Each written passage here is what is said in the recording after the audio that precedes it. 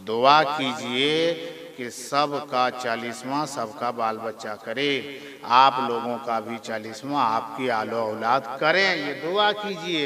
जिंदे में नहीं मरने बाद, समझ रहे ना?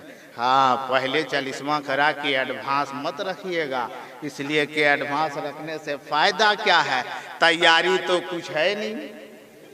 40वां की तैयारी पहले करके क्या कीजिएगा।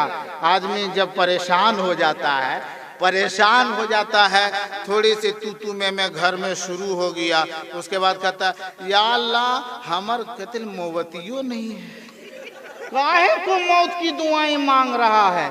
कौन सी तैयारी कर लिया है रे कि वहां जाएगा एकदम जाके पहलवानी लड़ेगा।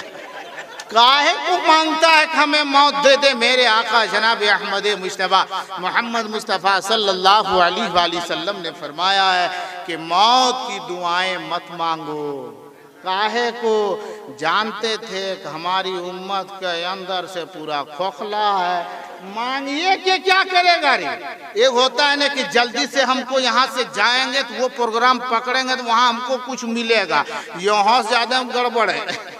तो जाने से फायदा क्या है, दुआएं मांगते हैं लोग। कुछ थोड़ा सा तू में बगझग हो गया, उसके बाद अल्लाह हमें मौत दे दे, अल्लाह हमें मौत दे दे। अरे मरने की इतना शौक है रे, कुछ किया रे। कब्र में जाने के लिए कोई तैयारी है? कोई तैयारी नहीं है, खाली हाथ है। कौन सी है? खाली 18,000 के मोबाइल है। अरे वही लेके जाएगा का? वो वीडियो रात भर वीडियो देखेगा, फहश कलाम सुनेगा, गाना सुनेगा। हाँ सुन, मैं कहता हूँ कि मोबाइल है तो उससे अच्छा इस्तेमाल करो।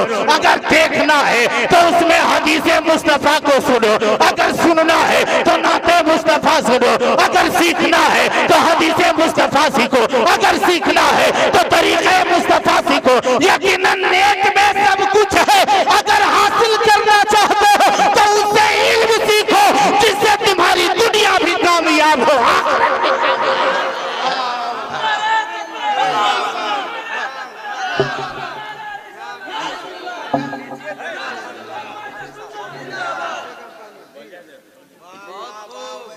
आज आदमी लोग माशाअल्लाह अल्लाह फजल फरमा। आज देखते हैं कोई जब आदमी इंतकाल करता है उसको चादर ओढ़ा देते हैं, और जब गांव मोहल्ले में ऐलान हो जाता है, मस्जिद की माइक से ऐलान कर दिया, यहाँ भी इस तरह ऐलान होता होगा क्या? बहुत अफसोस के साथ ये ऐलान किया जाता है कि फलाने साहब के अब्बू फलाने मियाँ साहब इंतकाल कर गए हैं। तो सुनने के बाद क्या कहता है जानते हैं हजरत? वो कैसे मर गए? वहां दुआ पढ़ने का पढ़बे करेगा, ये नहीं कहेगा इन्ना लिल्लाहि व इन्ना इलैहि राजिऊन, सब कहेगा तो कल तो ठीक है ले मरले कैसे? अबे तुमको वो फिक्र का है, कोई मर गया मर गया, जाना तो सभी को है। दुआ पढ़ने के लिए तुझे हुक्म दिया गया है कि क्या करना, कैसे मर गया। आप दूसरा से कहोगे सुन लो कि जो कैसे मर गए, तो तू सुन के वो भी मर गया, वो भी सुना कि मर गया है, कैसे मर गया कैसे जानेगा वो? आप जाकर के उसी से पूछो कि तुम कल ठीके था आज मरा का है, तो वही जवाब देना। तुमको दुआ पढ़ने का है कि वहां जाके उसको कैसे मर गया उसके फिक्र में लगल है। तुम भी मरेगा, तुम अपने तैयारी कर। जब जाता है ना, जब जनाजे कब्र ये क्या कहते हैं चरपाई पे लेटा देते हैं मुर्दे को, जब इंतकाल कर जाता है चादर ओढ़ा दिया तो सब आदमी जाता है, तो जाने के बाद में गोड़ देखता है, अरे पैर देखता है, हाँ ये भी देख, इन लोग भी देखा हुआ है। जब देखता है कि फलाने साहब का इंतकाल हो गया, कि जब भी जाता है एक आदमी वहां रहेगा, आहिस्ता से उसके चेहरे से कपड़े को हटा देगा, सब आदमी चेहरा देखेगा, फिर उसके बाद ढक देगा। सब आदमी चेहरा ही देखता है, उसके जिस्म में पैर नहीं है, पैर को देखो, उसके जिस्म में हाथ नहीं है, हाथ को देखो उसके, लेकिन देखता क्या? चेहरा देखता है। क्यों देखता है मालूम है? चेहरा देखने का हुक्म क्यों दिया गया है कि चेहरा देख के पता चल जाएगा कि दुनिया में ये कैसा आदमी था, कितना नेक आदमी था। ए मुसलमानों, मरने के बाद अगर अपना चेहरा खूबसूरत बनवाना हो तो तुम हर बार जोहर का वक्त हो जाए तो तुम वजू कर लेना,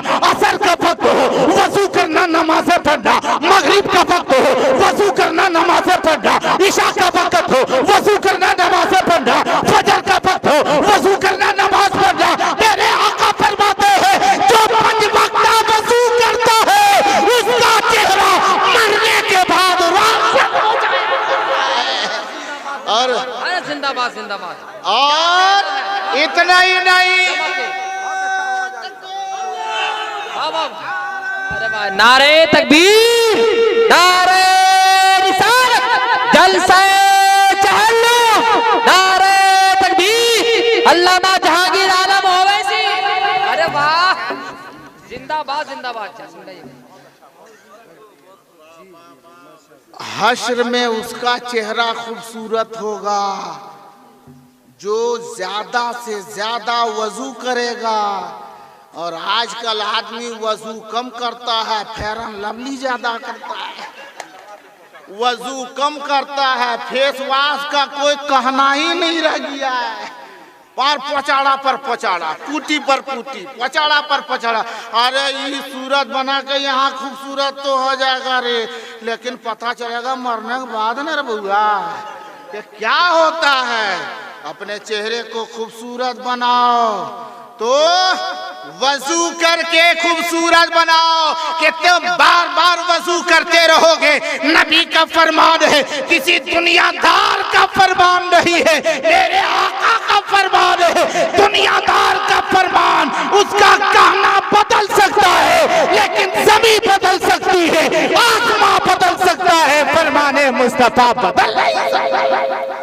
मेरे आका ने फरमाया कल क़यामत के दिन उसका चेहरा सबसे ज्यादा खूबसूरत होगा जो ज्यादा से ज्यादा वजू करेगा।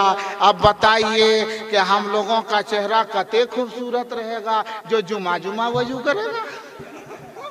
और तो उससे ज्यादा वजू तो है नहीं, जुमा का जुमा वजू है, बस जुमा का जुमा, और वह दुए रकात के लिए, हाँ 2 रकात के लिए। आज हम इतने तबाह हैं, आज हम इतने बर्बाद, देखते नहीं हाँ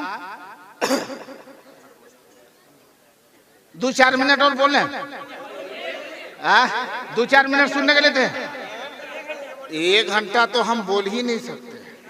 अब ऐसा नहीं है कि हम बोलने की हमारे अंदर हिम्मत नहीं है, लेकिन जिस बारगाह के हम सग हैं उसी बारगाह के खलीफा तशरीफ फरमा है।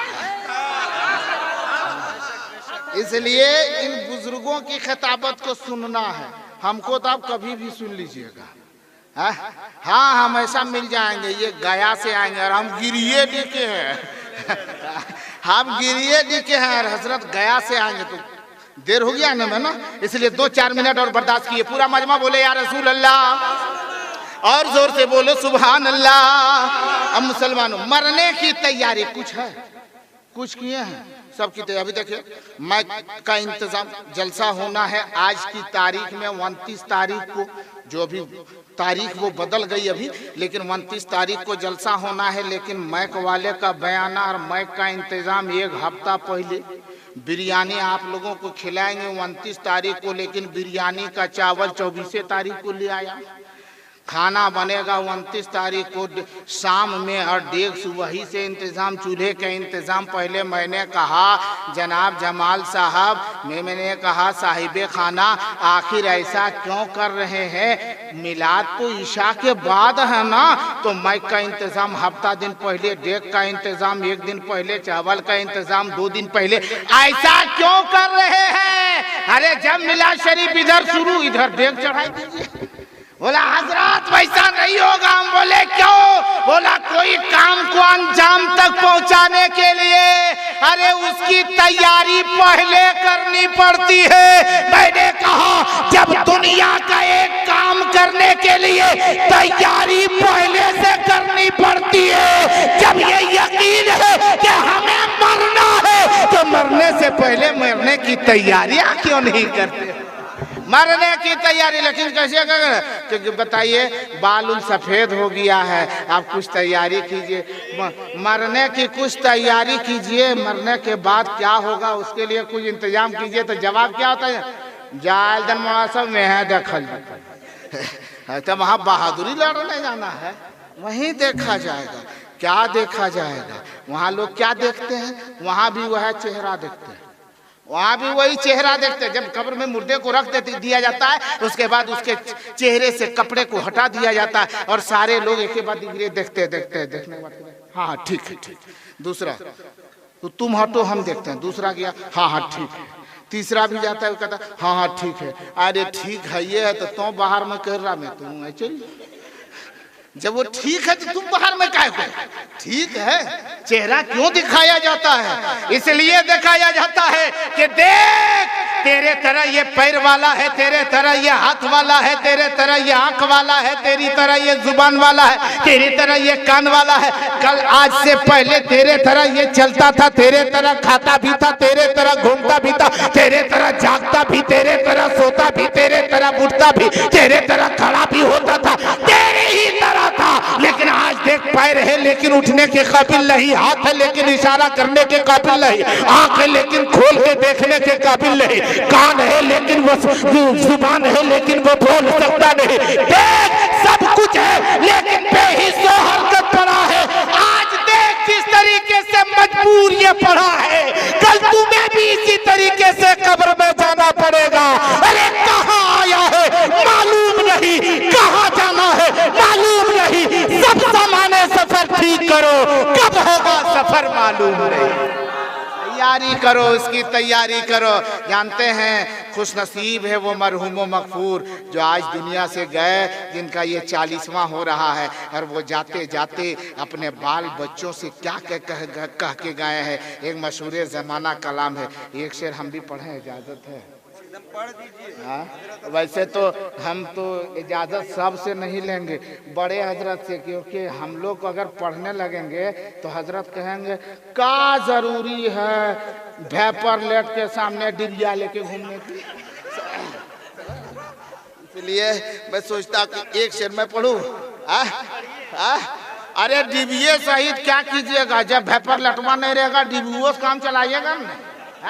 तो बस एक शेर सुनेंगे कि वो मरहूम मगफूर जा रहा है दुनिया से, तो अपने बाल बच्चों से, अपने पोतों से, अपने बेटों से, अपने नवासों से, नवासियों से, बेटियों से क्या करे कि जाता हूँ मैं दुनिया से, अरे मुझको ना भुला देना, जाता हूँ मैं दुनिया से, मुझको ना भुला देना, कि चाहता हूँ मैं दुनिया से, अरे मुझको ना भुला देना, चाहता हूँ मैं दुनिया से, अरे मुझको ना भुला देना।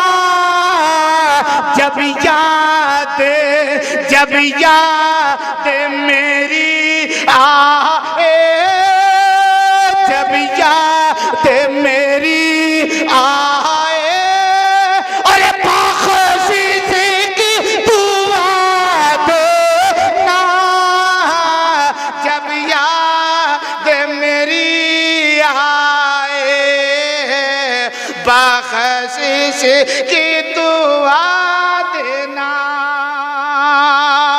और तुम चाहते हो मेरे पोतों मेरे बेटों, मरहूम क्या कहता है, मेरे बेटों मेरे पोते, तुम चाहते हो मुझको मिल जाए अगर जन्नत, कि तुम चाहते हो मुझको मिल जाए अगर जन्नत, तुम चाहते हो मुझको मिल जाए अगर जन्नत, तो कुरान कुरान कुरान मुक़द्दस को अरे पढ़ पढ़ के सुना देना, जब याद मेरी आए,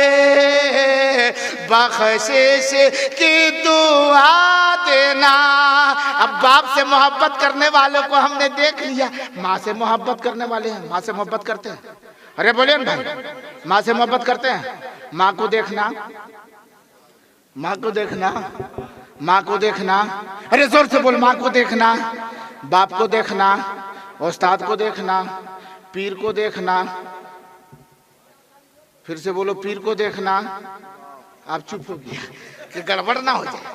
बोले दोबारा हम कहीं गड़बड़ाए नहीं, अभी ठीक है चल रहे हैं। बाप को देखना, माँ को देखना, उस्ताद को देखना, पीर को देखना, बीवी को देखना।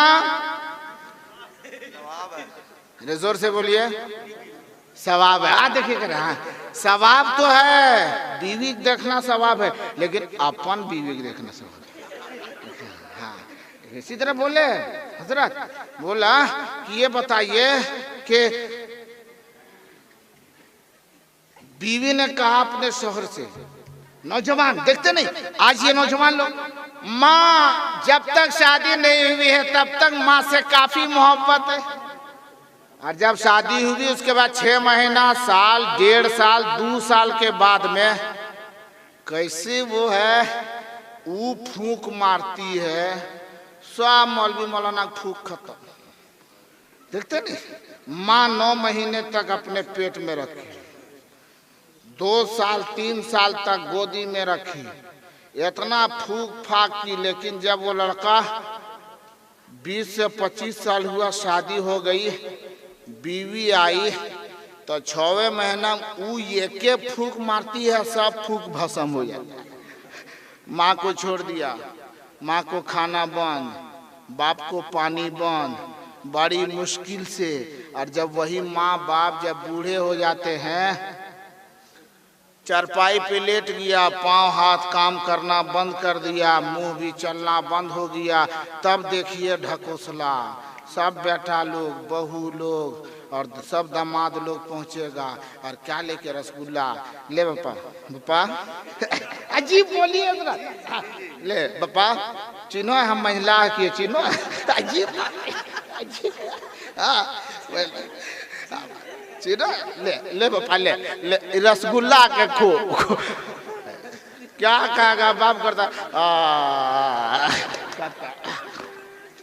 अरे जब खाने के लायक था तब पकड़ियो नहीं दिया, और जब मुंह बंद हो गया तो ले रसगुल्ला, बेचारा तरस के मर जाता है। हकीकत में वो खा के नहीं मरता है, वो पछता के मर जाता है कि यही अगर 2 साल पहले दिया हो तब थे वो करता, ऐसे वक्त में देता है। सोचो माँ बाप की इज्जत करो जरा। एक बीवी कहे अपने शौहर से कि आप हमसे कितनी मोहब्बत करते हैं, बोला बहुत ज्यादा मोहब्बत करते हैं। बोला कितनी मोहब्बत, बोला अभी दूसरे काम में है, हिसाब किताब में है, ख्याल कर है, अभी दुकानदारी हिसाब किताब। बोला बहुत मोहब्बत करते। बोला नहीं आज हम मानेंगे नहीं, बताइए कितनी मोहब्बत करते हैं। शौहर झुंझला गया, बोला लैला मजनू से भी ज्यादा मोहब्बत करते। बोला और बताइए कितनी मोहब्बत करते। बोला जल्दी ये भागे, हम अपना काम करें, छुटकारा नहीं मिल पा रहा। बोला बताइए कितनी मोहब्बत करते हैं। तो शौहर ने कहा ये देख रही है क्या? बोला हाँ। बोला ये मोबाइल है। बोला हाँ मोबाइल तो है। बोला इसके अंदर में एक सिम है, पता है? बोला हाँ सिम है। बोला मोबाइल बगैर सिम के कोई काम का नहीं होता है, और सिम बगैर मोबाइल के कोई काम का नहीं होता। तो ये मोबाइल हम है और सिम तुम हो, माने हम बाहर वाला है, तुम अंदर वाली हो। तुम अंदर के इतनी मोहब्बत करते कि तुम अंदर की चीज हो, इतनी मोहब्बत तुमसे एकदम बिल्कुल करेजस भी ज्यादा। अच्छा हाँ, बीवी बहुत खुश हुई, हर दिन के तरह नहीं, आज बढ़ चढ़ के नाश्ता है, खाना है, कोरमा है, कबाब है बना रही। उसकी सहेली आई, बोला आज मुस्कुरा भी रही है और बढ़िया बढ़िया खुशबूदार खाना बना रही है, क्या बात है? बोला आज अजीब खुशी मिली है। बोला क्या खुशी मिली है? तो वो कहती है खुशी ये है कि मेरा शौहर मुझसे बड़ी मोहब्बत करता है। बोला कितनी मोहब्बत करता है? बोला उन्होंने कहा है ना कि हम मोबाइल हैं और तुम सिम कार्ड हो, सिम हो, हम मोबाइल है तुम सिम हो, देखो कितनी मोहब्बत करता है। तो उसकी सहेली बोली अरे पगली चाइना मोबाइल में 4 सिम लगता।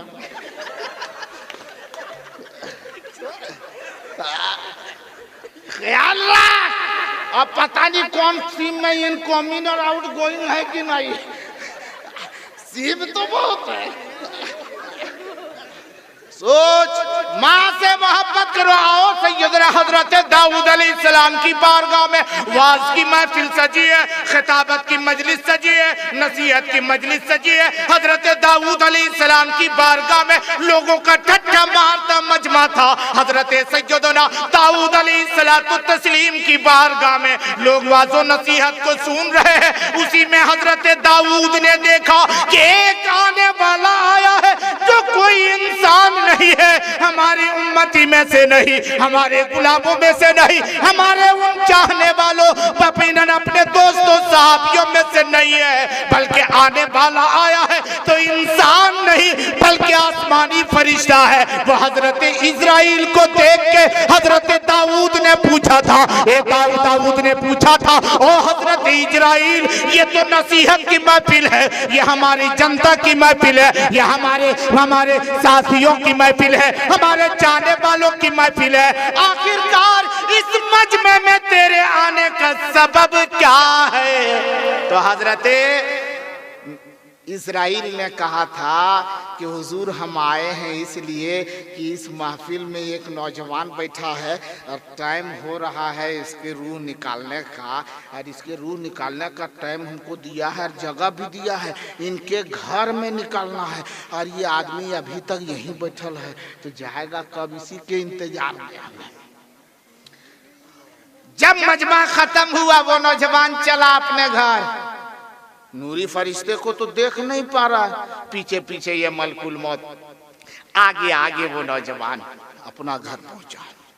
घर पहुंचा, उसकी माँ आंख की अंधी, पांव की लंगड़ी, हाथ की लूली, बहुत मजबूर माँ है, प्यास सख्त की लगी थी मुसलमानों।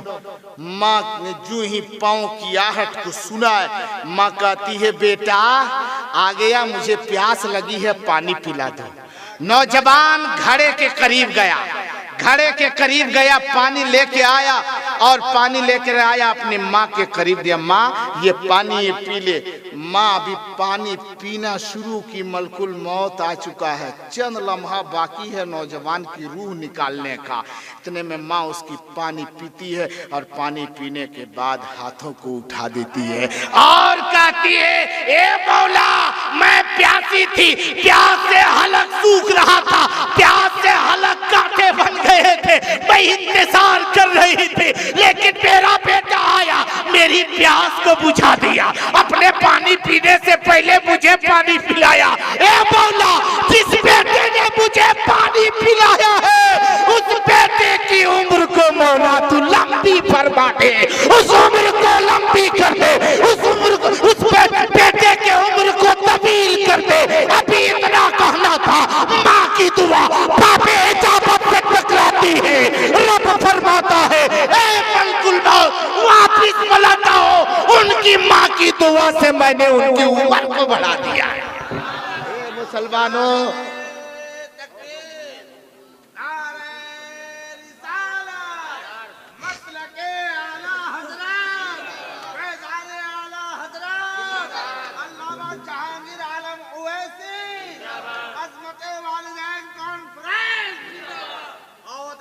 यकीनन मुसलमानों, माँ कहती है मौला मेरे इस बेटे ने, तेरे इस बंदे ने मुझे पानी पिला दिया, ये मौला मेरे इस बेटे की उम्र में इजाफा फरमा दे। कुछ दिनों के बाद हजरत दाऊद अलैहिस्सलाम ने देखा, मलकुल मौत से मुलाकात हुई, और फिर उसके बाद वो नौजवान तो चल फिर रहा था। कई दिन गुजर गए, महीना गुजर गया, मलकुल मौत से जब मुलाकात हुई हजरत दाऊद ने पूछा, मलकुल मौत उस नौजवान की उम्र तो खत्म हो चुकी थी, आखिर उसकी रूह को तूने निकाला क्यों नहीं? वो आज भी जिंदा उस दिन कह रहा था ये अब मरने वाला है। तो मलकुल मौत ने कहा, ओ अल्लाह के नबी सुन लीजिए, उसने अपनी माँ को एक गिलास पानी पिलाया और माँ ने उसकी उम्र की बरकत की दुआ कर दी। अल्लाह ने माँ की दुआ, अल्लाह ने उस नौजवान की माँ की दुआ को कबूल फरमाया और रब ने उस नौजवान की उम्र में बरकतें अता फरमा दी। कितनी उम्र बढ़ा दी गई है मलकुल मौत? बता कि उनकी उम्र कितनी बढ़ा दी गई? मलकुल मौत ने कहा, अल्लाह रब्बुल इज्जत ने इसकी 30 साल उम्र को बढ़ा दिया है। मुसलमानों, माँ की दुआ की अजमत को समझो। आज हम और आप हैं, माँ कह रही है, कहने के लिए रे पानी दे रे, अरे रे बाबू रे रे रे देखो दादी पानी मांगो, दे दियो रे, हम जाए क्रिकेट खेल रहे। भाई किया गेम खेलने चला गया, गेम खेलने में मशहूर है, टीवी बंद नहीं होगा, सीरियल बंद नहीं होगा। हाँ, ये पबजी का तो कोई जवाबे नहीं है, इसका कोई जवाबे नहीं है। सब लड़का लोग ले लेके बैठल है। हाँ पबजी मर मर मर मर मर मर, फिर थोड़ा कते मारेगा रे, मार ले जितना मारना है, जो कब्र में मराएगा तो पता चलेगा। सोच, अपने आप की तैयारी करो। जानते एक रिवायत और बोलूं, बस 2-3 मिनट और सुनेंगे।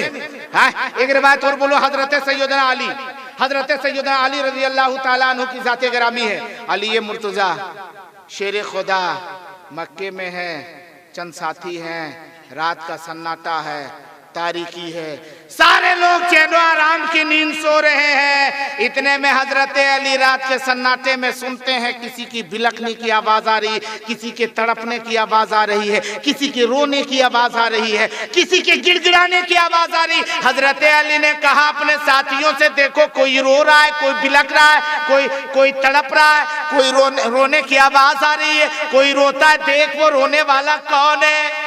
एक शख्स गया और जाकर के देखा तो वो रोने वाला आदमी कैसा था, गौर करो, रोने वाला आदमी कैसा था, जिसका हाथ भी नहीं चल रहा था, पांव से मजबूर था, और वो काबे के पास था और लुढ़क के बदन के बल लुढ़क करके काबे का तवाफ कर रहा था और रोते जाता था और कहता था, मौला मुझे माफ कर दे, ए अल्लाह हमें माफ कर दे, ए अल्लाह मेरी गलती मेरी खता को माफ कर दे। वो लुढ़क के उलट के काबे का तवाफ कर रहा, क्योंकि पांव चलता नहीं था, हाथ काम करता नहीं था। आखिरकार उन लोगों ने कहा कि ए अली, ऐसा शख्स है जिसका हाथ पांव चलता नहीं, वो जमीन पे उलट लुढ़क करके काबे का तवाफ कर रहा है। हजरत अली ने कहा उसे बुला करके ले आओ। ये लोग गए, चल तू रोता क्यों है, तू कौन सी माफी मांगता है, तू बता दे। कहा मैं बता नहीं सकता, क्योंकि मैं गुनहगार हूँ, बहुत बड़ा खताकार हूँ, मैं बता नहीं सकता। बोला तुम्हें बताना पड़ेगा, और नहीं तो चलो मेरे अली के पास तुम्हें जाना पड़ेगा।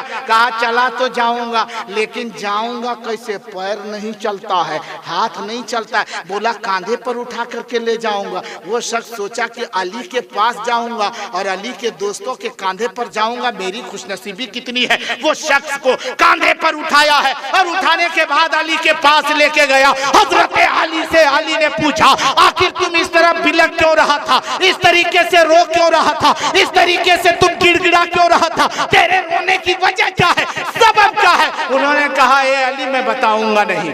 बोला बता दो। बोला मैं नहीं बता सकता। हजरत अली ने जोर दिया कि बताओ, तो उस शख्स ने कहना शुरू कर दिया कि मैं बाप का इकलौता बेटा था। बात को सुनो, मैं बाप का इकलौता बेटा था, मेरा बाप बहुत बड़ा मालदार था, रईस था, सोने चांदी के अंबार है मेरे घर में ढेर लगे हैं। बाप ने मेरे लिए तिजोरी को खोल रखा था, जितना चाहता नोट पैसे निकालता और ले जा करके मैं उसे खत्म करता। यहाँ तक कि मेरी आदत बिगड़ गई, बुरों की संगत लग गई, शराबियों की संगत लग गई, जुआरियों की संगत लग गई। अब मैं जुआबाजी में करने लगा, जुओं के अड्डे पे जाने लगा, गुनाहों के अड्डे पे जाने लगा। मैंने पैसे को बहुत बर्बाद किया। जब मेरे बाप को पता चला है, मेरे बाप ने मुझसे कहा कि तुम जुआरी हो, जुए के अड्डे पे जाते हो, तुम शराबी हो, शराब के अड्डे पे जाते हो, तुम फला के पास जाते हो, वो गुनाह करने वालों गुनाह के अड्डे पर जाते हो। आज से तेरे लिए तिजोरी लोग हैं, तेरे लिए कोई पैसे नहीं है। अब उस नौजवान ने कहा, जब मुझे बाप ने डांटा, मैं एक गोशे को पकड़ा, कोने को पकड़ा, बहुत रोया कि मैं बहुत बड़ी मैंने गलती कर दी है। लेकिन मेरे साथी आते रहे, जुआरी मेरे पास आते रहे, मुझे बहकाते रहे, शराबी मेरे पास आते रहे, मुझे बहकाते रहे, गुनहगार मेरे पास बदकिरदार लोग आते रहे, बदअखलाक लोग आते रहे, मुझे बहकाते रहे। एक दिन मेरे अंदर का शैतान उभरा है और मैंने कहा, मेरे बाप वो तिजोरी की चाबी दे दो। बाप ने कहा चाबी नहीं दूंगा। मैंने इसी गुस्से में, वो शैतान मेरे ऊपर उभरा और मैंने हाथ को उठा दिया अपने बाप पे। मैंने हाथ को उठा आया था, मेरे बाप के आंखों में आंसू आ गए, मेरे बाप को मेरे बाप का चेहरा मुरझा गया, मेरे बाप बिलखने लगा, मेरे बाप के आंखों से आंसू आने लगे। मेरे बाप ने चंद कपड़े को झोले में समेटा है और अपने घर से मेरा बाप निकल चुका है, पता नहीं कहां चला गया। मैं गुनाहों में बोलो फिस रहा, लेकिन मेरा बाप है, मेरा बाप है, मेरे बाप मेरी नजरों से गायब हो चुके। मैं यासी करता रहा, अचानक मेरे हाथ में फालिज लग गई, हाथ काम करना बंद कर दिया, पांव चलना बंद हो गया। मैं जमीन पे अकेला घर में उलट उलट के चलता था। कुछ दिनों के बाद मेरा बाप वापिस आया है, और जब आया है मेरी ये हालत को मेरे अब्बू ने जब देखा है, मेरे बाप की आंखों में आंसू आ गए। बाप ने मेरे करीब जब आने लगा, मैं देखा बाप मुझमें मेहरबान है, मैं लुढ़कता बाप के करीब गया। मेरे बाप ने अपने हाथों से मेरे इस यकीनन बेकाबू जिस्म को उठाया है, सीने से लगाया है। मेरा अब्बा रो रहा है, मेरे बाप रो रहा है, और मेरे बाप का मेरे अब्बू कहते हैं, बेटा तुझे तकलीफ क्या है? मैंने कहा पाँव काम करता नहीं, हाथ काम करता नहीं, मेरे लिए दुआ कर दीजिए, मैं माफी चाहता हूँ, मेरे अब्बू मुझे माफ कर दीजिए।